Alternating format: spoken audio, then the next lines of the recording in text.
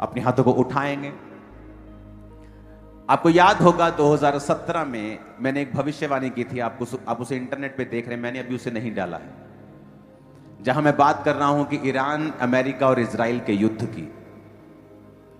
2017 में जब बैठकर जीवन दिया गल्ला दूरदर्शन के लिए जब प्रोग्राम किया जाता था, आप उसे इंटरनेट पे देख सकते हैं, तो मैंने कहा था कि ईरान, इजराइल और अमेरिका ये युद्ध करेंगे और उसके बाद जो फाइनेंशियल कंडीशन है वो कभी भी सेम नहीं रहेगी दुनिया की। और ये बात मैं आपको कब से बता रहा हूं, फ्यूचर में मैंने आपको ये बताया हुआ है कि फूड जो होगा, जो खाना होगा, वो चंद कंपनियों के अधिकार में होगा। आप उसे रोक नहीं पाएंगे, आपकी प्रार्थनाएं भी उसे रोक नहीं पाएंगे, क्योंकि यह निर्धारित हो चुका है। और जो मैंने भविष्यवाणी की है ये अभी पूरी नहीं हुई, ये उसकी शुरुआत है। परमेश्वर आपको उसका टेस्ट दिखा रहा है कि जब दुनिया बदलने लगती है, सेकंड्स लगते हैं उसे, और जब दुनिया की रियलिटी में बदलाव की शुरुआत होगी वो परमाणु युद्ध के बाद होगी। जब मैंने आपको कहा था कि वही लोग अमीर होंगे जिनके पास सोना होगा, चांदी होगी, जगहें होंगी, जानवर होंगे, बकरियां होंगी, बैल होंगे, भैंसे होंगी, गाय होंगी, क्योंकि दूसरे लोगों के लिए इस दुनिया में सरवाइव करना इम्पॉसिबल के करीब होगा, क्योंकि वो अपने खाने के लिए दुकानों के ऊपर, मॉल्स के ऊपर निर्भर होंगे, और जिनके पास अपनी जमीनें होंगी वो आशीषित रहेंगे, बचे रहेंगे। जब 2015 में 14 में मैंने आपको बताया था कि आने वाले दिनों में सोना और चांदी के ही जिनके पास है उन्हीं की चांदी होगी, तब लोगों ने शायद समझा नहीं। और जब आज वो देखते हैं कि काश हमने परमेश्वर की बात को ध्यान से सुना होता, कि परमेश्वर तो हमें सब चीजें बता रहे हैं। आपको 9 साल पहले बताया था कि ये शुरुआत होगी और ए नाम का देश इसे शुरू करेगा, जो अपने आप को देशों का देश कहता है, और वो युद्ध करेगा ईरान के साथ, और इजराइल उसके साथ संग शामिल होगा। लेकिन उसके नेक्स्ट प्रोफेसीज जो मैंने आपको दी हैं वो तब पूरी होंगी जब परमाणु युद्ध होगा। अब मैं आपको खोल के बता रहा हूं, क्योंकि अब वो पहला पड़ाव पूरा हो चुका है जो मैंने 2017 में आपको बोला था। आप उसे, मैं उसे इंटरनेट पे डाल दूंगा इस आज के इस डिक्लेरेशन के बाद, आप उसे देखना उस प्रोफेसी को, क्योंकि जिस दिन परमाणु युद्ध होगा उसी दिन से पूरी दुनिया की जो अर्थव्यवस्था है वो कभी भी सेम नहीं रहेगी। और उस टाइम आप देखोगे जो क्रिश्चियन लोग हैं, परमेश्वर उनके संग खड़ा होगा और अजीब रीति से उनकी जरूरतों को पूरा करेगा। कोविड के बाद लोगों ने फर्क देखा है। कोविड से पहले यह फर्क नजर नहीं आता था इतना लोगों को, लेकिन कोविड के टाइम पर लोगों ने देखा है क्रिश्चियन लोगों को बिना वैक्सीन के पहले अटैक में लोगों पर ले हैंड करते हुए, शरेआम चैरिटी करते हुए, लोगों से हाथ मिलाते हुए, लोगों के साथ बैठते हुए ऑनलाइन वीडियोस डाली हैं। सुनो, लोगों को मालूम हो गया, लोगों को मालूम हुआ फर्क उस समय हम में और उनमें क्या फर्क है। और वो समय आएगा जब युद्ध होगा, और युद्ध ये चाहे अब ये खत्म हो जाए, कम हो जाए, बाद में बढ़ जाए, लेकिन जो अर्थव्यवस्था की शुरुआत, की खराबी की शुरुआत होगी वो इन्हीं देशों से होगी और परमाणु युद्ध से होगी। और उसके बाद पूरी दुनिया जो है वो कभी भी सेम नहीं रहेगी। हालेलुया। और ये होगा, इसे प्रार्थनाएं चेंज नहीं कर सकती, इसे प्रेयर्स बदल नहीं सकती। और लोग जान पाएंगे फ्यूचर में, जब क्रिश्चियन लोग उस टाइम को सरवाइव करेंगे, उस टाइम पर जब परमेश्वर आपके संग खड़ा होगा, और जो परमेश्वर के पवित्र लोग हैं, जो परमेश्वर के सेवक लोग हैं, आपको और शाइन करते हुए दुनिया में उनकी शाइन होगी, मैं आपको बता रहा हूं। और वर्ल्ड उनको रिकॉग्नाइज करेगा कि हां, ये सच में परमेश्वर इनके संग है। हालेलुया। ये जो विरोध छोटा मोटा आप देखते हो, ये विरोध थोड़ी है, ये तो आपको ऊपर ले जाने की परमेश्वर की प्लानिंग है। ये विरोध नहीं है, इसे विरोध मत समझो, ये तो ब्लेसिंग है आपके लिए। लेकिन कठिन समय आ रहे हैं, कलीसिया को ये बात मैं 2015, 16 से 14 से बताता आ रहा था कि आपको तैयारी करनी है। उसके बाद कोविड आया, फाइनेंशियल कंडीशन सेम नहीं रही लोगों की। उसके बाद फिर मैं आपको बता रहा हूं, आपको ऐसा सिस्टम बनाए हो कि आपके पास जो नेचर है उससे जुड़ने का कुछ ना कुछ आपके पास साधन हो। सेविंग करो, कुछ करो, सब्जियां लगाना सीखो अपनी छतों के ऊपर अगर जगह नहीं है तो। मैं आपको सच कह रहा हूं, आप फ्यूचर में आपको मालूम होगा कि मैं ये क्यों कह रहा हूं आपको। चीजें सेम नहीं होंगी पूरे वर्ल्ड में, और हमें प्रार्थनाओं में रहना है और परमेश्वर हमारे साथ है, यह गारंटी है। हालेलुया।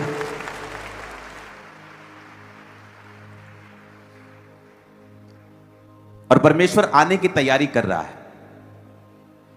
मैं आपको बता रहा हूं, वेरी सून, बहुत जल्दी, जितने तरीके से, जितनी तेजी से हालात बदल रहे हैं, आपको मालूम होगा कि युद्ध कहां हो रहा है, लेकिन आपकी रसोई में उसका फर्क पड़ रहा है। आपको सिलेंडर नहीं मिल रहे हैं। अगर और बुरा युद्ध हो जाए तो तेल मिलना भी बंद हो सकता है लोगों के लिए, क्योंकि वहां से वो निकलती हैं चीजें, तो लोगों के पास शॉर्टेज हो सकती है। पूरा बंद नहीं हो सकता, क्योंकि अब बहुत सारी जगहों से ये आता है। लेकिन हमें प्रार्थनाओं में रहना है, और आपकी प्रेयर से हम भी सुरक्षित रहेंगे, देश भी सुरक्षित रहेगा। आमीन। और दूसरा, आपको ये बात दिमाग में रखनी है कि आपको फ्यूचर के लिए रेडी रहना है। जो आपके लिए भविष्यवाणियां की गई पिछले सालों में, उनको चेक करो, अपनी लाइफ को उनके अनुसार बनाना शुरू करो। अगर आप नहीं बनाएंगे, आपको फिर मालूम होगा कि ये बातें हमें 10 साल से बताई जा रही हैं, 12 साल से हमें ये बातें बताई जा रही, 15 साल से बताई जा रही, लेकिन हम ही ने इन बातों पर ध्यान नहीं दिया। हमें तो वो बोल रहे थे सारी चीजें। हालेलुया। मेरा बिलीव है कि आज जो वर्ड आप सुनेंगे, ये आपकी हेल्प करेगा आपको इस्टेब्लिश करने के लिए। अपने हाथों को उठाओ, अपने घुटनों के भार आके परमेश्वर से कहो, आज का वचन मेरे लिए हो, ये मुझे बदले, मेरी अगुवाई करे। मैं अपना ध्यान इन वचनों के ऊपर लगाता हूं, ये मेरे मुंह से निकला करेंगे, इन जीसस नेम।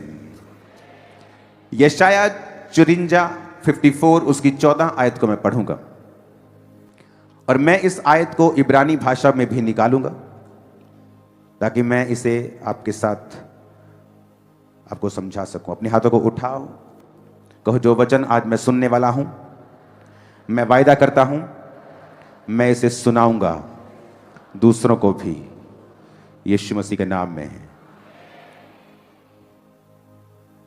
लिखा, in righteousness shall thou be established,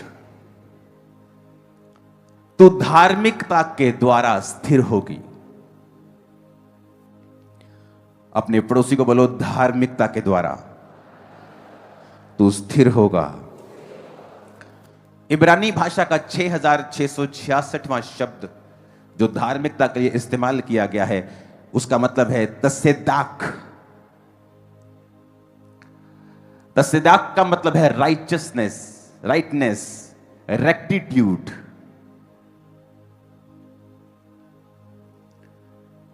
इसका मतलब है मोरली राइट होना।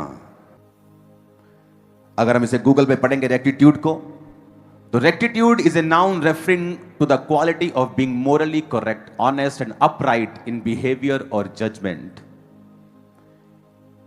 कि परमेश्वर ने कहा, तू रेक्टिट्यूड के द्वारा, यानी तू जब अपराइट होगा, जब तू ऑनेस्ट होगा और मोरली करेक्ट होगा, उसके द्वारा तू इस्टेब्लिश होगा। मैं अपने जो स्पिरिचुअल सन्स हैं, क्योंकि इस मेंटरशिप में 2800 स्पिरिचुअल सन्स और डॉटर्स हैं मिनिस्ट्री में, जो पास्टर्स हैं, जब वो आते हैं तो 90% में उनको यही समझाता हूं कि आप 2 तरीके से अपनी चर्च को ग्रो कर सकते हो। एक है विद गिफ्ट्स, कि आपके पास हीलिंग का वरदान है, आपके पास प्रोफेटिक का वरदान है, आपके पास मिरेकल्स का वरदान है, आपके पास गैर भाषाओं का वरदान है, आपके पास सामर्थ का वरदान है, ले हैंड करने का वरदान है। आप डेमोन्स्ट्रेट कर रहे हैं पावर को, और लोग हैरान होंगे, और लोग हील होंगे और डिलीवर होंगे और आपकी चर्च में आएंगे। और दूसरा तरीका है मोरली करेक्ट होना और राइचियसनेस में चलना, साथ साथ वरदानों में भी चलना। कुछ लोग जब वरदानों को अपने जीवन में पा लेते हैं, एक समय आता है वो मोरली करप्ट हो जाते हैं। जिस तरह लोग बोलते हैं कि ये बैंक करप्ट हो गया, यानी ये अब पैसों में बैंक करप्ट हो गया, इसने बैंक का पैसा देना है, लोगों का पैसा देना, ये खाली हो गया, उसे बैंक करप्ट। कुछ लोग मोरली करप्ट हो जाते हैं। वो वरदानों का इस्तेमाल तो करते रहते हैं, लेकिन जो मोरली जो राइचियसनेस है उनकी जिंदगियों से चली जाती है, व्यभिचार के कारण या और किसी पाप के कारण जो परमेश्वर को पसंद नहीं है। तो उनके चर्च तो बढ़ती रहती है, उनकी लाइफ में ब्लेसिंग तो आती है, क्योंकि वरदान जो है वो आशीषों को लेके आते हैं। पर बाइबल कहती है वरदान आपको इस्टेब्लिश नहीं करते। ये लोग, ये सेवकाइयां थोड़े सालों की होती हैं और उसके बाद फिर आपको वो नजर नहीं आती हैं। क्योंकि अगर आपको इस्टेब्लिश्ड होना है, अपने पड़ोसी को बोलो इस्टेब्लिश्ड होना है, स्थिर होना है।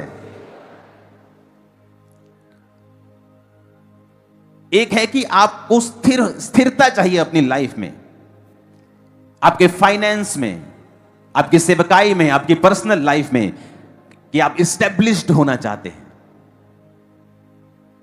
उन देशों के मैं नाम नहीं लेना चाहता हूं, जब उन देशों में हम जाते हैं तो मैं अपनी वाइफ से एक बात बोलता हूं कि यहां ठीक है सब कुछ है, लेकिन यहां पर इस्टेब्लिशमेंट की फील नहीं आती है। लेकिन जब मैं क्रिश्चियन नेशंस में जाता हूं तो मुझे इस्टेब्लिशमेंट की फील आती, चाहे वहां पे इकोनॉमी थोड़ी कम ही हो, लेकिन वो स्थिर फील होते हैं। बाइबल कहती है तू धार्मिकता के द्वारा स्थिर होगा, रेक्टिट्यूड के द्वारा, तसद्दाक के द्वारा तू स्थिर होगा, और जिसका मतलब है मोरली करेक्ट होना। रेक्टिट्यूड के सिनोनिमस को हम पढ़ेंगे। इन दोनों स्क्रीन्स को जारी रखना। जिसका मतलब है इंटेग्रिटी। जैसे मैंने आपको बताया था कि नेहेमिया को आकर लोग बोलते हैं, एक परमेश्वर का दास बोलता है कि तेरे को आज रात वो मारने के लिए आ रहे हैं, तू मर जाएगा आज रात, वो आ रहे हैं, वो पक्का अंदर का बंदा बता रहा है। अब तू ऐसा कर, जाके परमेश्वर के भवन में जाके छुप जा। वो अंदर नहीं आ सकते परमेश्वर के भवन के, क्योंकि वो धार्मिक पचड़े में नहीं पड़ेंगे, तू बच जाएगा। इंटेग्रिटी कहती है कि मैं अपनी जान बचाने के लिए परमेश्वर का वचन नहीं तोड़ सकता हूं। अगर मैं अंदर आऊंगा तो लोग मुझे बुरा कहेंगे, क्योंकि अंदर आने का अधिकार याजकों को है, महायाजकों को है। मैं महायाजक नहीं हूं, मैं एक पॉलिटिकल क्रिश्चियन हूं जो वहां पर जाकर कुछ ऐसा कर रहा है जो और कोई नहीं कर पा रहा है, लेकिन मैं अपनी सीमाएं जानता हूं। शाऊल को जब परमेश्वर के दास ने, शमूएल ने कहा कि तू जाकर मेरा इंतजार कर, मैं आकर बलि दूंगा, और जब शाऊल ने देखा कि इंतजार हो गया, लोग वेट कर रहे हैं, वो लोगों से बड़ा प्रभावित रहता था। लोग क्या कहते हैं, लोग क्या समझते हैं, पब्लिक क्या सोचती है। जब आप पब्लिक के बारे में ज्यादा सोचने लगते हैं, आप परमेश्वर को मिस कर जाते हैं। वो इंटेग्रिटी में मिस हो गया और उसने कहा ठीक है शमूएल नहीं आया, चलो लाओ बलिदान मैं करता हूं। और जैसे ही उसने बलिदान चढ़ाया, शमूएल आके कहा कि ये काम इसी प्रॉफिट का था, प्रभु के दास का था, ये किसी पॉलिटिकल आदमी का काम नहीं था। तूने इंटेग्रिटी में तू मिस हुआ, अब परमेश्वर तुझे गिराएगा और दूसरे को खड़ा करेगा। Righteousness, integrity, honesty, virtue, principle, uprightness, morality की लाइफ के प्रिंसिपल ही नहीं है कोई। आज किसी चर्च, परसों किसी चर्च, कोई प्रिंसिपल नहीं है लाइफ का। लिखा तू धार्मिकता के द्वारा स्थिर होगा। अगर तुम्हें लाइफ में स्थिरता चाहिए और इस्टेब्लिशमेंट चाहिए, हिंदी का वर्ड सही नहीं है स्थिर, स्थिर से कहीं ऊपर है इस्टेब्लिशमेंट। इस्टेब्लिशमेंट का मतलब है जिस तरह एक बहुत बड़ा पेड़ जिसने जड़ पकड़ ली है और उसकी जड़ें कई फीट तक फैल गई हैं, नीचे चली गई हैं, वो जड़ पकड़ रखा है, वो मजबूत हो गया है, वो उसे कहते हैं इस्टेब्लिशमेंट। ऐसा व्यक्ति जिसको स्टैब्लिश परमेश्वर ने कर दिया है, जिसे शैतान नहीं हिला सकता, विरोध नहीं हिला सकता, जिसको परमेश्वर ने स्थिर कर दिया है, स्टैब्लिश कर दिया, जिसे परमेश्वर ने ब्लेस कर दिया है, जिसे परमेश्वर ने, कितने मेरी बात को समझ पा रहे हैं? उसने कहा ऑनेस्टी, राइचियसनेस, इंटेग्रिटी, कि आप परमेश्वर के वचन को ब्रेक नहीं करते हैं और मोरली करप्ट नहीं हैं आप। फिर से पढ़ेंगे तसेदाक को, जिसका मतलब है 6666वां शब्द। और ये जिस शब्द से निकला है तसेदाक, जिसका मतलब है धार्मिकता, ये निकला है तसद्दाक से, उससे छोटा शब्द 6663वां शब्द, जिसका मतलब है to be right in moral और फोरेंसिक सेंस। मॉरल सेंस में राइट होना। अब यह कैसे होगा? अब वहां पर यूसुफ एक घर में काम कर रहा है और परमेश्वर ने उसको बढ़ा दिया है, और उसकी मालकिन उस पर गंदी आंख रखती है। और यूसुफ वहां पर क्या कहता है? क्योंकि वचन अभी तक नहीं आया था कि तू व्यभिचार ना करना। वचन आया मूसा के बाद, जब मूसा इस्राएलियों को ले आया मिस्र से, और रास्ते में जब वो जा रहे थे उसके कई दिनों के बाद यह वचन आया था कि तू व्यभिचार ना करना। उससे पहले यह वचन परमेश्वर का लिखा हुआ कहीं नहीं था कि तू व्यभिचार ना करना।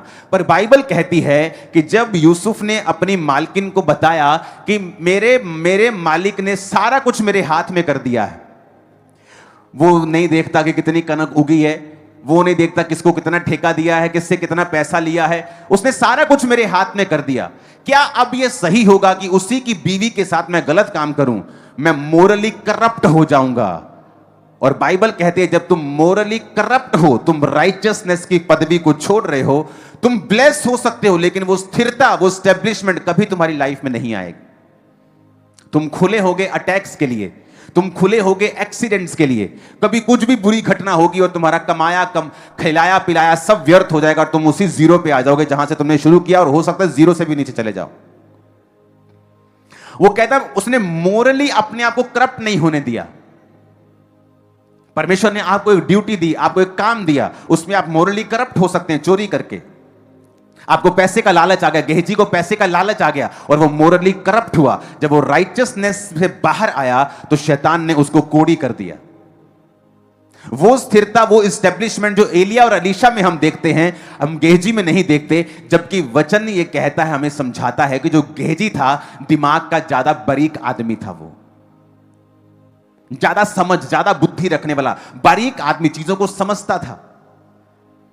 एक ही घर में अलीशा और गेहजी जाते हैं, लेकिन अलीशा को नहीं मालूम उस घर में क्या चल रहा है, लेकिन गेहजी को पता है कि इसके बेटा नहीं है। उसकी पार की नजर है, वो बड़ा चालाक है, वो बड़ा बुद्धिमान है। लेकिन जब आप मोरली करप्ट हो जाते हैं, जब आप कैरेक्टर में करप्ट हो जाते हैं और गिर जाते हैं, वही आपकी बुद्धिमानी आपके खिलाफ काम करने लगती है, और आप वही करने लगते हैं जो आपको गिराएगा, जो आपको शर्मिंदा करेगा, जो आपको नीचे करेगा, जो आपको ऊपर नहीं रखेगा। अगर आप मोरली करप्ट नहीं हैं तो आप अपने दुश्मन का भी नुकसान नहीं करेंगे, जब आपके पास नुकसान करने की पावर भी होगी और लोग भी होंगे और पैसा भी होगा। यहां पर यूसुफ मोरली करप्ट नहीं हुआ। उसने कहीं नहीं लिखा, कहां लिखा है परमेश्वर ने कि तू व्यभिचार न, वो तो मुझसे प्यार करती, मैं भी उससे प्यार करता हूं। यह प्यार का नाम देके व्यभिचार किया जा सकता था, लेकिन वहां उसने मोरली अपने आप को बचा के रखा, अपने आप को सेफ रखा, क्योंकि जो परमेश्वर आपको देना चाहता है वो शैतान आपको कभी नहीं दे सकता, बल्कि वो देने का वायदा करके आपसे छीनता है।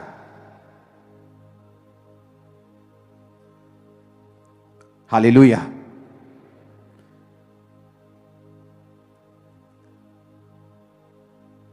फिर से पढ़ेंगे तसेदाक को 6666। उसमें लिखा है कि राइचियसनेस का मतलब है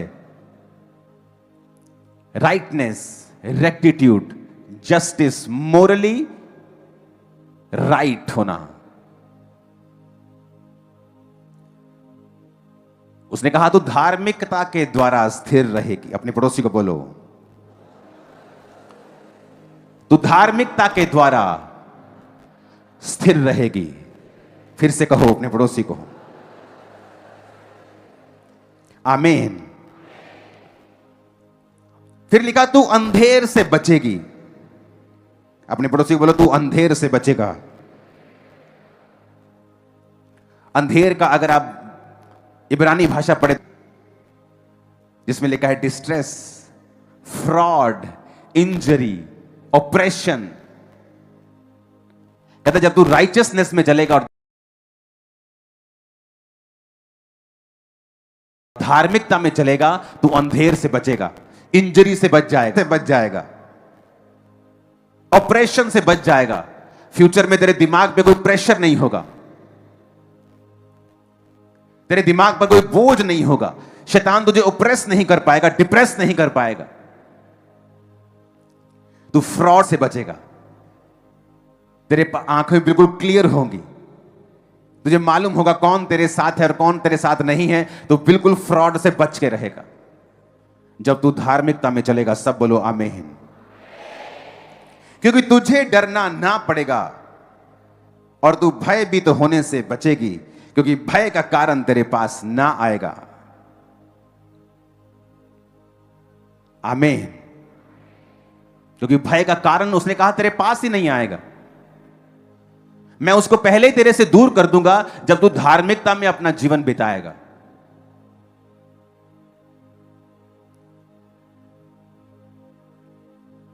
हालेलुया। आप देखो आपके लाइफ के स्टेप कैसे हैं।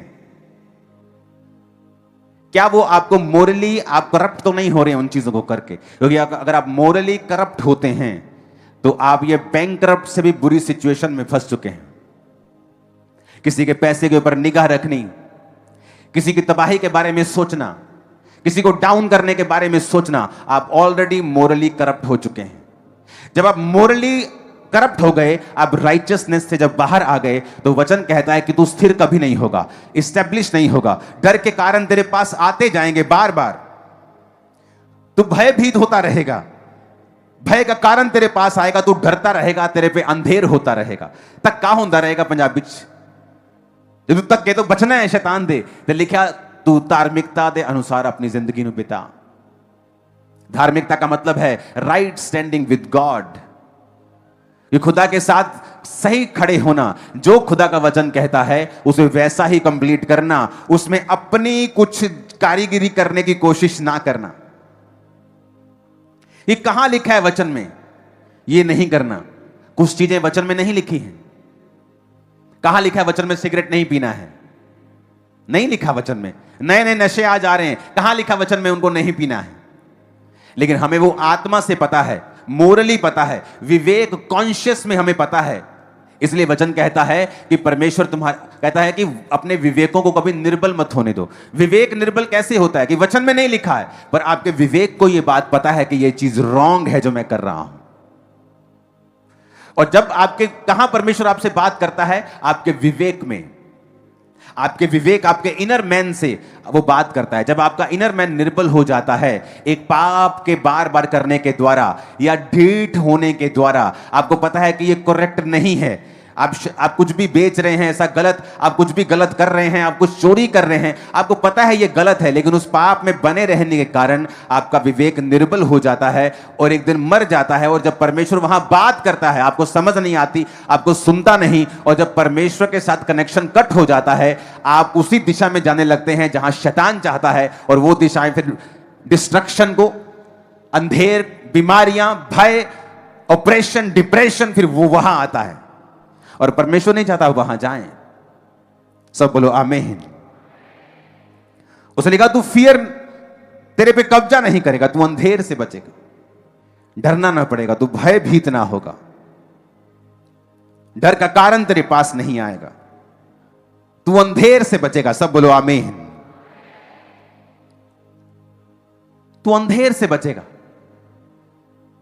अगर आपको अपनी लाइफ में स्थिरता चाहिए, इस्टेब्लिशमेंट चाहिए, आप ऐसे पक्के बनना चाहते हैं कि कोई आपको हिला ना सके लाइफ टाइम, आपके विजन को, आपको, तो वरदानों से भी ज्यादा जरूरी है स्थिरता में, धार्मिकता में जीना। अगर आपको सेवा करनी है तो पहले धार्मिक बनो, पहले धार्मिकता में जियो, उसके बाद वरदानों की ओर जाओ। अगर आप वरदानों की ओर जाएंगे और धार्मिकता में नहीं जिएंगे तो वो आपका फायदा नहीं होगा। इसलिए बाइबल कहती है, पौलुस ने कहा तुम आत्मिक वरदानों की धुन में रहो। धुन का मतलब हर टाइम उनके बारे में सोचो। मैं सोचता हूं, धुन में रहता हूं, और इसलिए वो हीलिंग का वरदान काम करता है। जब आप धुन में रहते हैं, उसके बारे में सोचते हैं, उसके बारे में प्रार्थना करते हैं। लेकिन जो बेसिक है, आप बिल्डिंग के बारे में सोचो कि आपने कितनी बड़ी बनानी है, लेकिन जो बेसिक है उस बिल्डिंग की नींव, कि आपका लगाया हुआ पैसा, आपकी लगाई हुई सुंदरता पे, आपके इंटीरियर के ऊपर, वो करोड़ों के पत्थर के ऊपर लगाने का कोई फायदा नहीं होगा अगर उसकी नींव कमजोर होगी। तो धार्मिकता जो है, धार्मिकता में जीना आपकी नींव को पक्का करता है। जब आपकी नींव पक्की हो जाती है, आप जैसा घर बनाना चाहते हैं, जितना सुंदर, जितना बड़ा, जितना शानदार आप बना पाएंगे, और कोई माई का लाल उसको गिरा नहीं पाए। किसी में हिम्मत नहीं होगी, मैं आपको बता रहा हूं, किसी में हिम्मत नहीं होगी। परमेश्वर उसके खिलाफ खड़ा हो जाएगा, वो लड़ेगा। हालेलुया। लेकिन उसने कहा तू धार्मिकता के द्वारा स्थिर होगा। बोलो अपने पड़ोसी को, फिर से बोलो अपने पड़ोसी को, तू धार्मिकता के द्वारा स्थिर होगा। आमीन। धार्मिकता के द्वारा तू स्थिर होगा। इस वचन को अगर आप मनन करेंगे घर पे बैठकर, अपने बेड पर, रोटी बनाने वक्त, नहाते वक्त, खाते वक्त, जाते वक्त, कि धार्मिकता के द्वारा मैं स्थिर होऊंगा। यह परमेश्वर ने मुझसे बात की है। इसका मतलब है तसेदाक, राइटनेस, रेक्टिट्यूड, मोरली राइट होना। रेक्टिट्यूड अगर आप गूगल में पढ़ेंगे तो उसके मतलब आते हैं इंटेग्रिटी, जो मैंने आपको नेहमिया की बताई, कि मैं नहीं जाऊंगा उस परमेश्वर के भवन में अपने आप को बचाने के लिए। अपना कोई स्टैंड रखना, अपनी कोई इंटेग्रिटी रखना। राइचियसनेस, ऑनेस्टी, वर्च्यू, अपनी लाइफ के प्रिंसिपल रखना। कि किसी ने भी बोल दिया संडे वहां जाना है, चलो घूमने चलते हैं, चलो चलते हैं। संडे आपका प्रिंसिपल क्या है कि आप चर्च में होने चाहिए। आपके रिश्तेदारों को पता होना चाहिए अगर संडे हम शादी रखेंगे तो मेरा ये रिश्तेदार नहीं आएगा क्योंकि ये संडे चर्च जाता है। संडे चर्च कोई नॉर्मल चीज नहीं है हमारे लिए, लाइफ है हमारी। आमीन। प्रिंसिपल ना होना, अपनी लाइफ के प्रिंसिपल ना होना। हमारी फैमिली का प्रिंसिपल बन गया आप कि जैसे ही 8 बजते हम किसी भी काम को कर रहे हो, चाहे मिनिस्ट्री कर रहे हैं, चाहे हम कुछ गीत कर रहे हैं, चाहे हम कुछ कर रहे हैं, काम कर रहे हैं, 8 बजे हम सब घूम जाते हैं अपने बेड की तरफ, अपने रूम्स की तरफ, प्रार्थना के रूम्स की तरफ। चलो प्रार्थना करते हैं, 8 बज गए, मिस नहीं करना है। सब कामों को स्टॉप कर देते हैं। प्रिंसिपल्स रखना लाइफ में। संडे परमेश्वर के घर में जाना, रोज प्रार्थना करना, टाइट देना, हमारे प्रिंसिपल्स हैं। हमें अलग नहीं कर सकते अपनी लाइफ से। ऑनेस्टी रखना। आप देखो फॉरेन में जो चीजें आपको समझाई जा रही हैं, अगर आप फॉरेन की कंट्रीज में कहीं भी जाते हैं तो उन लोगों के अंदर ये अंदर ही है, उनके इनबिल्ड है ये चीजें। और अगर आप वहां पे देखेंगे तो बहुत सारे कर्सिस हैं, जो मैं नाम नहीं लूंगा उन जगहों के, जहां पे आप उन कर्सिस को देखोगे, लेकिन उन देशों में अगर आप देखोगे तो वो कर्सिस आपको फील नहीं होंगे, वो श्राप फील नहीं होंगे, क्योंकि वो नेचुरली इन सभी वचनों के ऊपर चल रहे हैं। आप नेचुरली देखना, परमेश्वर का वचन तो सबके लिए है। आप देखना बहुत से ऐसे लोग जो विश्वासी नहीं हैं, पर उनके जो पुत्र हैं, पुत्रियां हैं, वो उनका आदर करती हैं माता पिता का। आप देखो उन घरों में ज्यादा आशीष होगी, उनके कैरियर पे ज्यादा आशीष होगी, सिर्फ माता और पिता की इज्जत करने के कारण। और आप देखो उन लोगों को भी जो नहीं करते, उनकी लाइफ में कितने स्ट्रगल्स हैं, क्योंकि वचन कहता है अपने माता और पिता की वो आदर करेगा, ये प्रतिज्ञा भी है और आज्ञा भी है, तो धरती पर लंबा जिएगा। हालेलुया।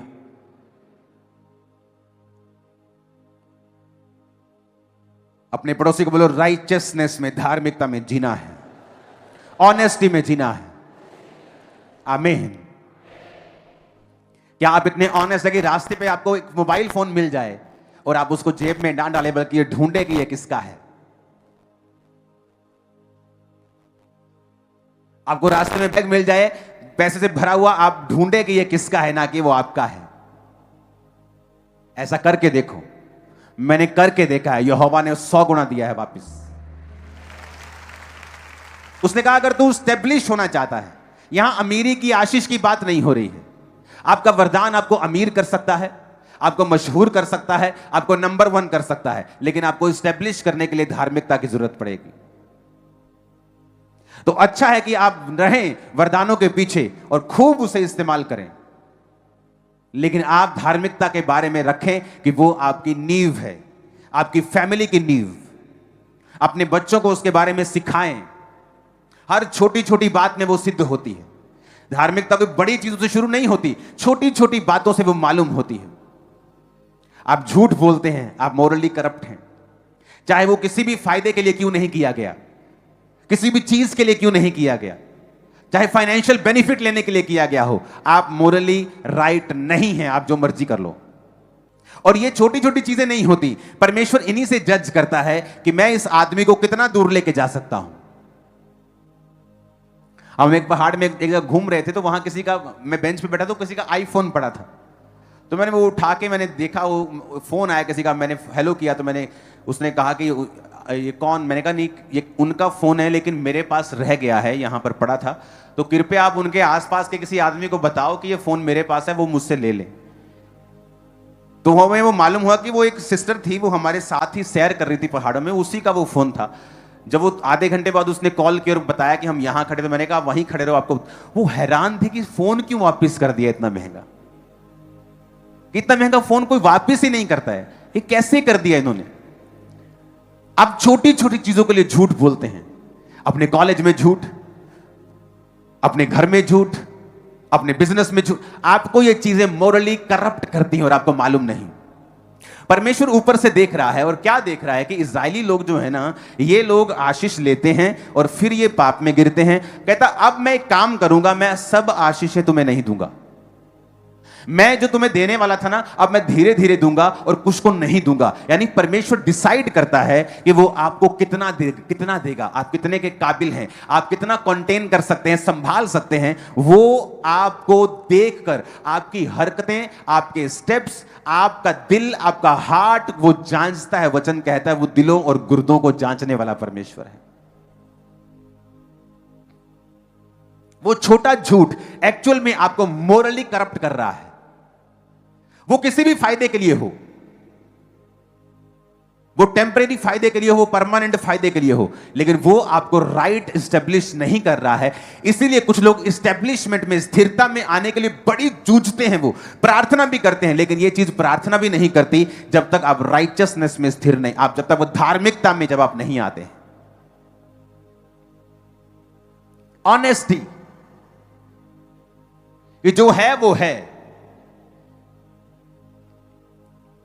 हम अपने बच्चों को समझाते हैं कि ऑनेस्ट रहना है, गलती हो गई तब भी ऑनेस्ट रहना है। गलती छुपाने के लिए झूठ बोला तो गलती से 10 गुना ज्यादा मार पड़ेगी तुम लोगों को। ये झूठ नहीं बोलना है, मोरली करप्ट नहीं होना है, क्योंकि परमेश्वर उन चीजों को बड़े ध्यान से देखता है। और ये छोटी शुरुआत होती है, आप एकदम से कोई बड़ा बॉम्ब नहीं मारते झूठ का। छोटे छोटे झूठ, छोटी छोटी चीजें आपको मोरली करप्ट कर देती हैं, और परमेश्वर आपके ऊपर वो स्थिरता नहीं रख पाता, आपको स्टैब्लिश नहीं कर पाता है।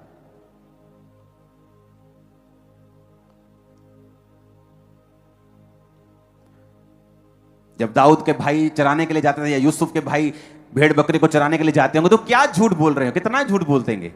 यही बस ज्यादा कि भेड़ मर गई है, भेड़ खाने के बाद बोल दिया भेड़ मर गई है। कितना है, 2-3 हजार रुपए, 10,000 रुपए, क्या होता है, कुछ नहीं। लेकिन परमेश्वर उसे वैसा नहीं लेता जैसा हम लेते हैं। परमेश्वर उसे देखता है फ्यूचर में मैं इसको कहां ले जा सकता हूं,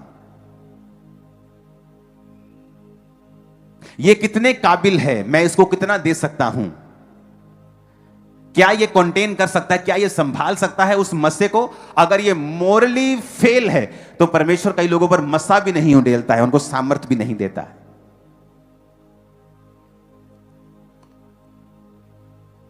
उसने कहा, फिर से पढ़ेंगे, तो धार्मिकता के द्वारा स्थिर होगी।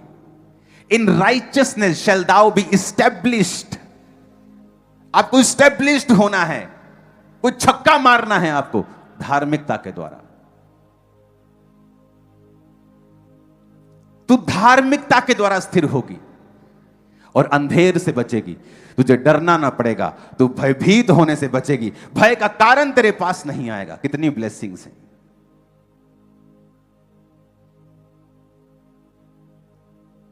हम काम पे काम कर रहे, लोग बोलते ओ पापा जी क्या हुआ वहां पे, और मैंने कहा कुछ नहीं हुआ, मजे करो,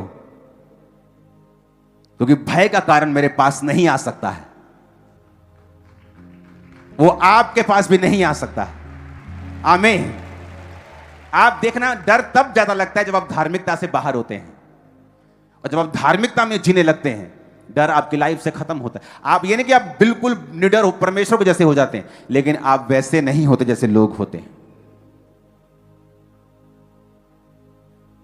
मोरली करप्ट होना, छोटी छोटी चीजों में, छोटा झूठ, छोटी कारीगरी, छोटा सा करप्शन, छोटा सा वो पैसे का हेर फेर, वो दिमाग में सोच रहे नहीं मैंने तो ऐसे किया, नहीं मेरा तो ये, अगर मेरा अपना कुछ है, वो सब चीजें परमेश्वर देखता है और वो आपको उस हिसाब से जांचता है।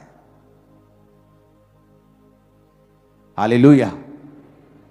मेरे पास कम हो ज्यादा हो, लेकिन मैं बिजली चोरी नहीं कर सकता हूं, ये मुझे मोरली करप्ट करता है। कम हो ज्यादा हो, मैं किसी का पैसा नहीं रख सकता हूं, किसी को यूज नहीं कर सकता हूं अपने फायदे के लिए। ये मोरली आपको करप्ट करता है। फिर से पढ़ेंगे उस वचन को, इब्रानी भाषा का 6666वां शब्द, जिसका मतलब है तसेदाक, जिसका मतलब है मोरली राइटनेस में जीना।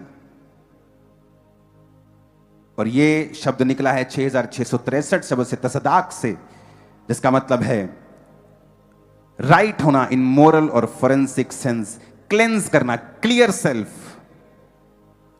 अपनी निगाहों में क्लियर रहना, क्लीन रहना। जब आज से आप अपनी जिंदगी को जिएंगे, क्योंकि चर्च आना सब कुछ नहीं है, चर्च से आकर सीखना जो आपको सिखाया जा रहा है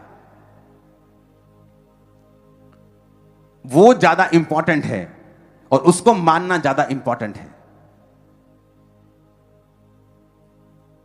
हालेलुया। आप दिन में 10 झूठ बोल जाते हैं, आपको मालूम भी नहीं होता आप कहां कहां झूठ बोल गए, क्योंकि वो हमारे सिस्टम में फैला हुआ है। वो सिस्टम को आपको रिबूट करना पड़ेगा, दोबारा से सेट करना पड़ेगा, क्योंकि आपको एक ऐसी एस्टेब्लिशमेंट में परमेश्वर देखना चाहता है जो ग्रेटनेस के लेवल को हाई लेवल पे है।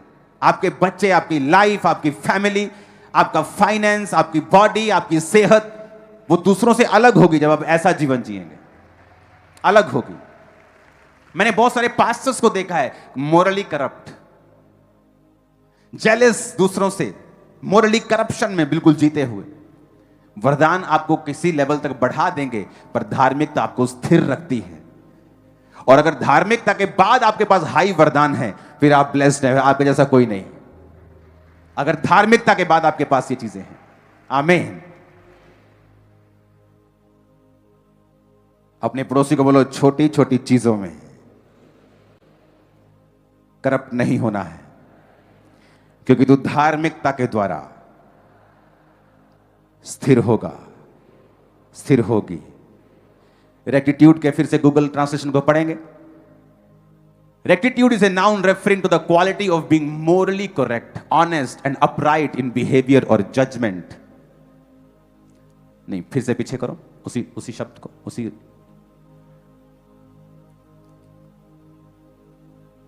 कहता है ये हाई मॉरल प्रिंसिपल को स्ट्रिक्टली अप्लाई होने देता है। Strictly high moral principles and integrity, high बंदे का मोरल हाई, मॉरली ये हाई लेवल के ऊपर है। छोटा सा भी करप्शन बर्दाश्त नहीं, छोटा सा भी झूठ बर्दाश्त नहीं।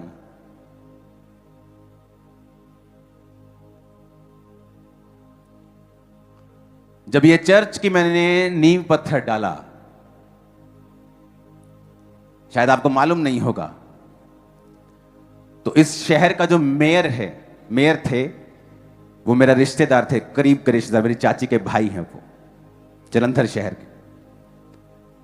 सब लोग मुझे जानते हैं, पॉलिटिशियंस जानते हैं, सब लोग जानते हैं। लेकिन जिस दिन ये भवन बना, ये जगह भी खामरा गांव कारपोरेशन के अंडर नहीं था, लेकिन इस भवन की एक एक इंच और एक एक नुक्कड़ मैंने लॉ के हिसाब से बनाई थी। तब भी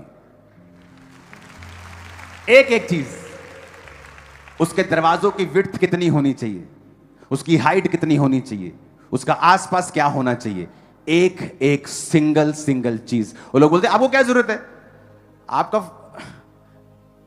अपना परिवार का बंदा वहां बैठा है जहां लोग सलूट मारते हैं सबको, आप सबको जानते, कोई आपके पास नहीं। मैं कोई मेरे पास आए या ना आए, मुझे जो लैंड का लॉ है उसमें चलना है, दैट्स इट। और जो शहर का लॉ था उसके हिसाब से भवन बना हुआ है, आज भी कंप्लीट हो जाएगा जल्दी। ऑफिस की ओपनिंग कर रहे हैं हम कुछ ही दिनों के अंदर। हालेलुया। आपको ये चीजें मैंने देखी हैं, मोस्टली लोगों में नहीं है करप्शन, मोरली करप्शन है लोगों में, और यही से परमेश्वर चुनता है, ये डिसाइड करता है किसको कहां लेके जाना है, कौन कितने काबिल है, किसको कितना बढ़ाया जा सकता है, किसको कितना रखा जा सकता है। हालेलुया।